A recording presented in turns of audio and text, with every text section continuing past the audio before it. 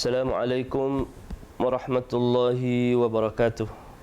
Alhamdulillah, wassalatu wassalamu ala sayyidina Rasulillah wa ala alihi wa sahbihi wa man tabi'a hudah. Qala Allah Ta'ala, wasbir nafsaka ma'al ladhina yad'una rabbahum bil ghadati wal 'ashiyyi yuriduna wajhah. Sadaqallahul azim. Bertemu lagi kita dalam kesempatan yang terakhir, kesempatan yang ketiga, mentadabbur surah Al-Kahfi dari sudut kependidikan. Satu tadabbur edukasi.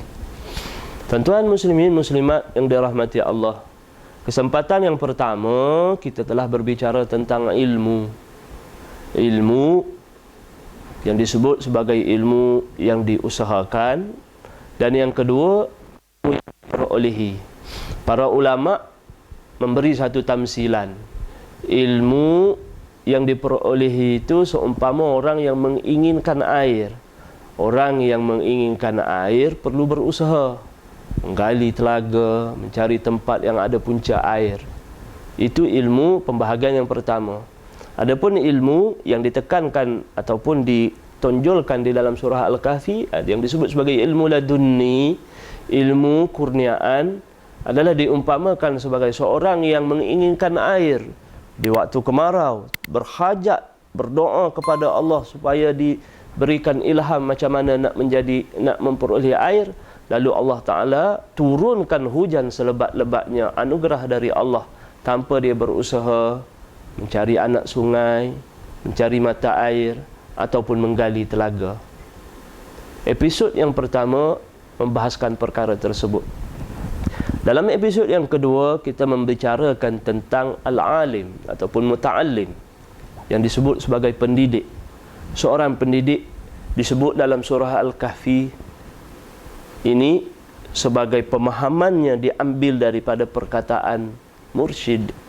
Seorang guru pendidik mesti ada sifat membimbing, rusyd, dan di antara yang lain mesti mempunyai sifat sabar. Siapa sahaja yang nak bersamanya mesti mempunyai sifat sabar dan sifat-sifat hati yang lain. Pada kesempatan yang terakhir ini, marilah kita pula meneliti sifat yang perlu ada bagi seorang yang disebut sebagai penuntut ilmu, talibul ilmi, ataupun disebut sebagai muta'allim. Para ulama dalam sejarah pendidikan Islam telah mencirikan sifat-sifat penuntut ilmu.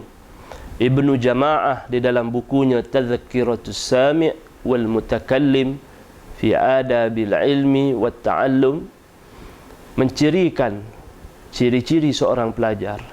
Al-Imam Az-Zarnuji dalam kitabnya, dalam bukunya, mencirikan tentang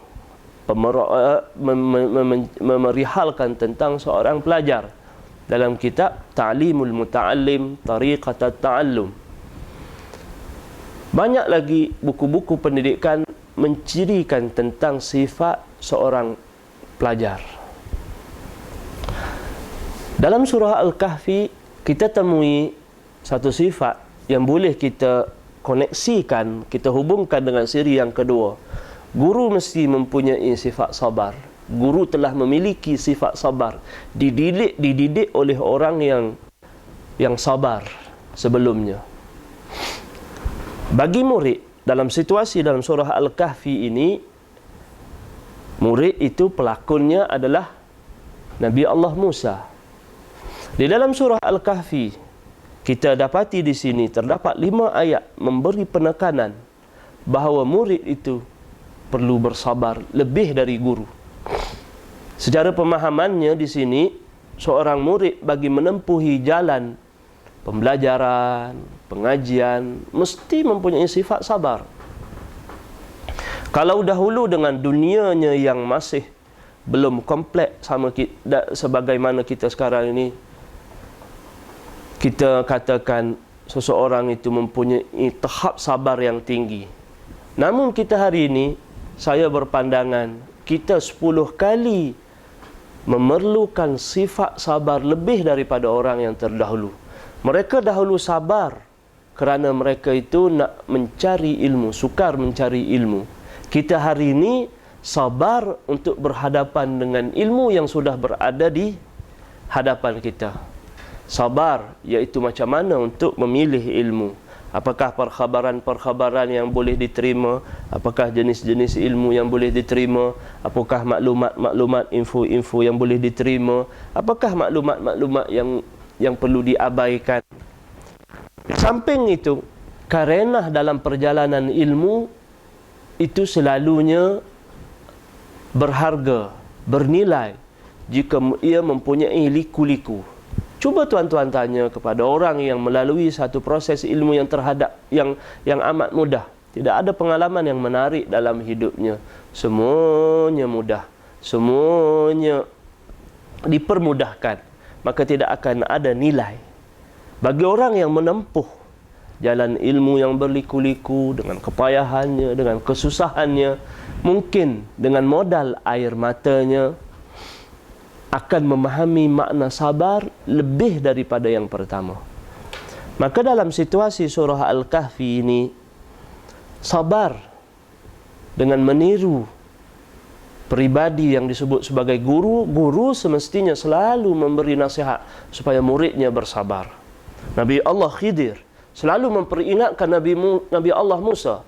Sampai 5 kali ayat itu disebut. Innaka lan tastati'a ma'iya sabra. Innaka lan tastati'a ma'iya sabra. Innaka lan tastati'a ma'iya sabra. Kamu selama-lamanya tak mampu bersabar bersama saya.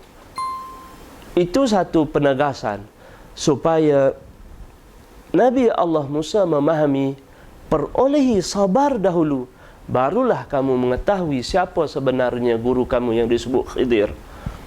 Namun ceritanya telah berlaku begitu. Ada hikmah yang lain yang mungkin kita perlu teliti dalam kesempatan yang lain. Akan tetapi di sini penekanan seorang guru kepada muridnya iaitu perlu memiliki sifat sabar, dan sabar itu perlu dididik. Nabi Allah Musa mendidik, Nabi Allah Khidir mendidik Nabi Musa berulang kali dengan pemahaman bersabarlah, bersabarlah, bersabarlah, bersabarlah. Lalu dari itu kita faham dalam situasi peristiwa yang berlaku di antara Khidir dan Nabi Allah Musa ini, yang mana Nabi Allah Musa itu menduduki tempat seorang muta'alim, seorang pencari ilmu. Maka seorang pencari ilmu dalam surah Al-Kahfi ini mesti dibekali dengan satu sifat, yaitu sifat sabar. Satu sudut yang lain dalam surah Al-Kahfi, bila kita keluar dari cerita antara Nabi Allah Khidir dan Nabi Allah Musa, cuba kita merenung dalam satu episod Ashabul Kahfi. Ashabul Kahfi ini adalah pemuda-pemuda yang ditidurkan oleh Allah Subhanahu Wa Taala di dalam gua dalam tempoh masa beratus-ratus tahun. Saya ingin memfokuskan bukan dari kalangan manusia yang disebut sebagai Ashabul Kahfi, akan tetapi seekor anjing yang bersama dengan Ashabul Kahfi. Tuan-tuan muslimin muslimat yang dirahmati Allah, saya menceritakan tadi seorang murid mesti mempunyai sifat sabar. Gurunya telah memperolehi sifat sabar. Seorang murid kalau tidak berusaha mempunyai sifat sabar, dia tak boleh bersama, tak mampu bersama dengan gurunya. Kalau dia mempunyai sifat yang sama dengan gurunya, maka Allah Ta'ala akan mengira kedua-duanya sama dan menggolongkan kedua-duanya dalam golongan yang sama. Menariknya dalam surah Al-Kahfi, seekor anjing dinisbahkan kepada ahli syurga. Seekor anjing di dalam Al-Quran berkali-kali disebut dalam surah Al-Kahfi ini. Sayaquluna thalathatur rabi'uhum kalbuhum.